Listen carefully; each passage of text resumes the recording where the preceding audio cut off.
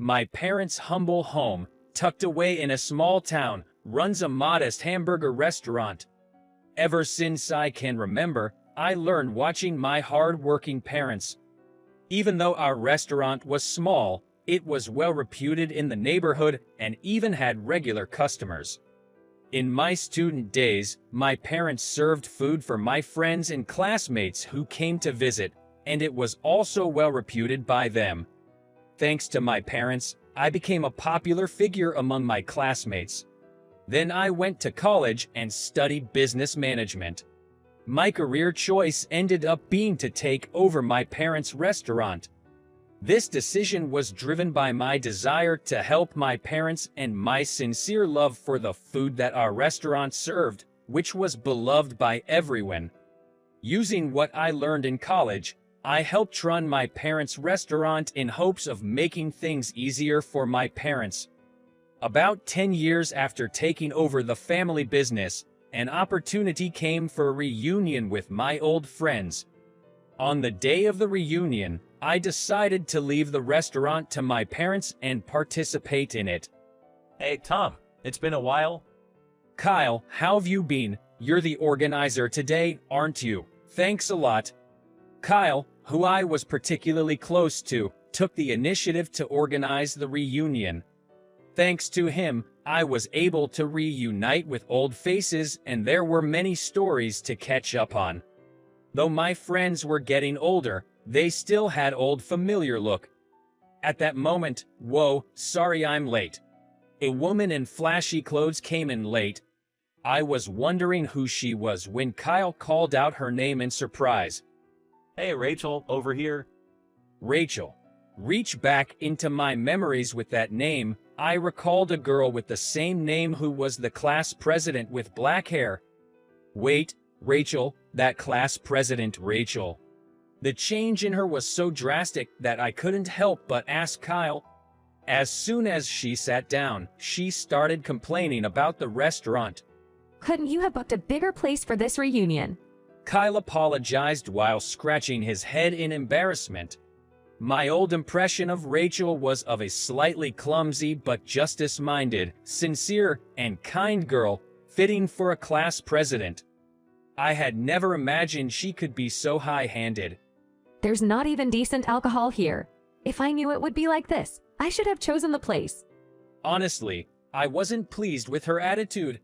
Organizing a reunion is no easy task, and thanks to his efforts, we had the opportunity to reconnect with old friends. I felt Rachel's remarks were trampling on Kyle's goodwill. Just then, when it was time to change seats, she came next to me. Long time no see, Tom. You haven't changed at all. Yeah, you've changed a bit, Rachel. Even though I had issues with her, I decided not to ruin the reunion atmosphere, especially since Kyle didn't seem upset. Besides, Rachel seemed happy to catch up, so I thought I should enjoy the reunion and went along with her conversation. According to her, her parents had divorced and her mother remarried a famous company's president. Now, she is living the high life as the president's daughter. She proudly started talking about the greatness of her company. It made sense, because her company is one of the biggest meat distributors, famous enough to frequently run TV commercials. Wait, you're the daughter of that company? I was surprised. This is because the new contract company for the ingredients used in our restaurant was exactly her father's company. Even though we were in a small hamburger restaurant, I had seen how much work my parents put into sourcing and preparing the ingredients. To improve the sourcing process, I decided to use the knowledge I gained from college and form a business partnership with a company. The company I ended up with was her company, and as a big corporation, they offered a service of delivering various types of meat and processed goods according to our needs. If this could be systematized, it would lead to cost reductions in the long term and reduce the workload of my parents. So when I heard Rachel's story, I was so happy about the coincidence that I ended up sharing mine. But upon hearing this, her expression quickly turned sour, and her attitude completely changed. What, Tom? You took over that dingy hamburger restaurant. Huh? I cannot believe that we were partnering with such a small restaurant. It will make our company stocks fall. We need to terminate the contract immediately. With that, I couldn't stand it anymore. Who do you think you are? The once joyous reunion fell silent at my outburst. Hey, Tom, what's going on? Are you drunk too much? Calm down, man. Kyle, I'm sorry, but I can't drink with someone who disrespects another person's family business. I'm leaving. Tom. I apologize for ruining the reunion's atmosphere. And so, I left the venue without a glance at Rachel. Although it was supposed to be a joyful reunion, I ended up feeling quite sour. And the next day, the incident happened. A sales rep from Rachel's company came to my house. They mentioned that the current contract situation was tough and that they wished to take it back to the drawing board. I may have gone too far, but did she have to go this far? I think she mishandles private and public matters too much. I couldn't hide my shock and the anger that was accompanying it. Maybe because they couldn't ignore my dejection, they introduced another company as an alternative. Normally, they wouldn't make referrals to other businesses. The situation must have been quite pitiful. The company that was introduced was a foreign meat wholesaler, smaller in scale than Rachel's company, but well known in the industry. When I contacted this company, they already knew about the situation and we were able to make a contract easily. Anyway, the original aim was to reduce my parents' prep work and improve efficiency was achieved. After a while, when I was helping out at the family business, some shocking news came on the small TV in the shop. It was news about the meat scandal at Rachel's company. Misrepresenting the producing area is quite common in this industry, but the fact that a big, well-known company was involved was shocking to consumers. This time, they were not only falsely marketing domestic products, but they were also selling diseased animals. It wouldn't be an exaggeration to say the company's reputation has fallen. Moreover, the incident had an effect on the restaurants that sold the company's meat. I felt genuinely relieved that I had terminated the contract with her company. One day, Kyle visited our hamburger restaurant. He said that it was because he had stopped by for work, but he might have come to check on us after the trouble at the reunion. He enjoyed our hamburger, and he complimented my parents, saying it was as delicious as always. After the restaurant was over, Kyle and I had some drinks. The topic naturally turned to Rachel's company. I remembered Rachel's arrogant behavior. Maybe it was the alcohol, but I was rather foul-mouthed. It's karma serves her right.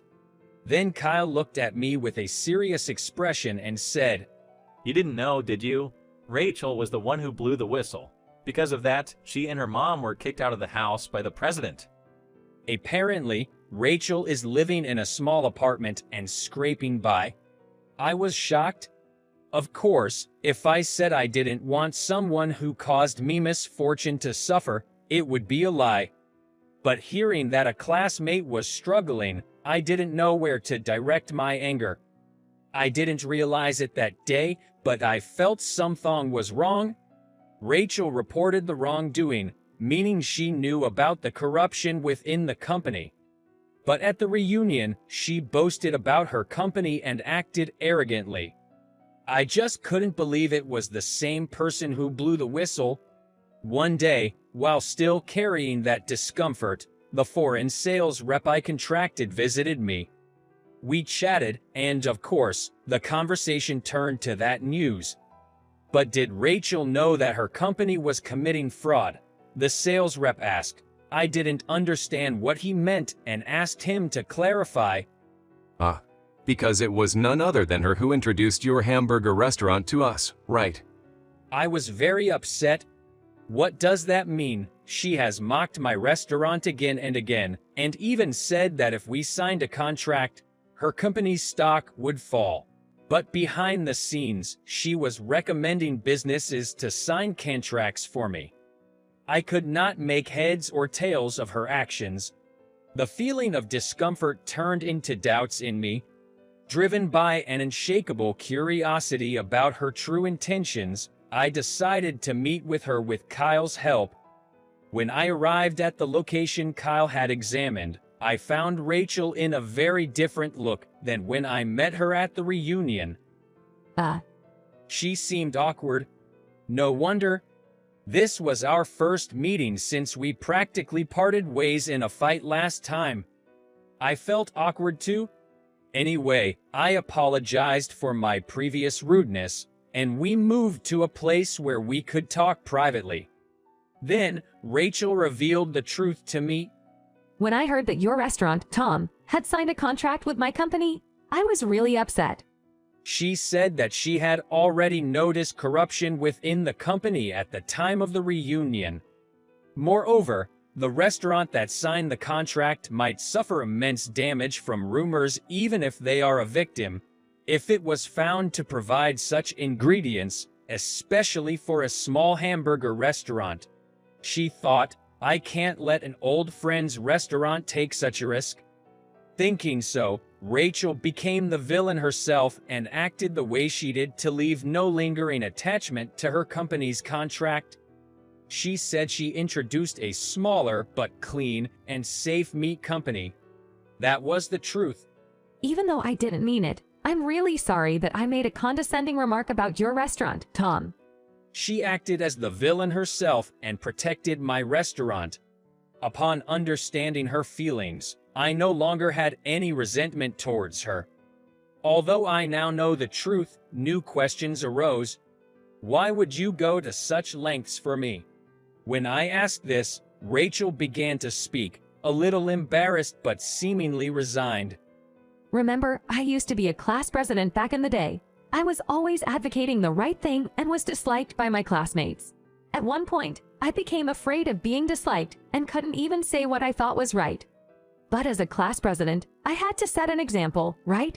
But I was disliked by everyone in the class, and no one would listen to me. Then, Tom, you said. Here, she looked straight into my eyes. Isn't she right? Isn't it more wrong for everyone to ignore her? I'm ashamed, but I had no recollection of it. But she said that she was most delighted that someone had taken her side when the entire class refused to listen to her. You know, Tom, you were at the center of the class, weren't you? After that, everyone started listening to me. It made me realize that it's okay to say what I believe is right. So, I owe my confidence in how I live my life to you, Tom. She said that she wanted to repay the favor from that time. Even so, saving my life at the risk of ruining your own doesn't seem worth it. You think I'm used to being disliked. I remembered our conversation at the reunion. Long time no see, Tom. You haven't changed at all. Yeah, you've changed a bit, Rachel. I finally realized, no matter how much her appearance had changed, she was still the same as before. She was still the strong-willed, earnest, kind, and indeed, a clumsy girl as she had always been. And now, Rachel works in my hamburger restaurant. With her knowledge, my restaurant is thriving, expanding into online business as well. Of course, I've also succeeded in easing the burden on my parents by streamlining operations. I feel like Rachel and I can overcome any difficulties. Well, my recent worry is the increasing pressure from my parents asking, "Aren't you getting married yet?"